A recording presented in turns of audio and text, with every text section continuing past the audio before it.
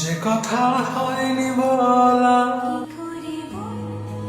এই জন্যই সবাই বলে যে শিল্পীর জীবনে দুঃখ আসে না, তার সৃষ্টিতে কখনো আগুন জ্বলে না। তুই এই গান রেকর্ড করবি, রিলিজের সব ব্যবস্থা আমি করব।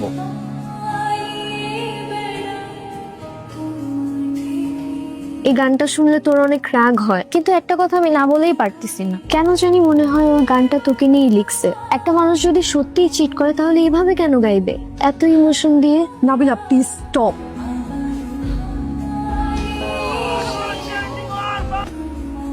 সুন্দর না জায়গাটা?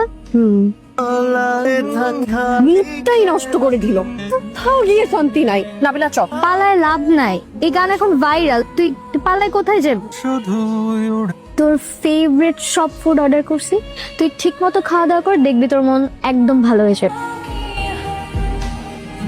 কুহু কি কাব্যের গান শুনে পালাচ্ছেন? আমি জানি ওকে চেনা চেনা লাগছে।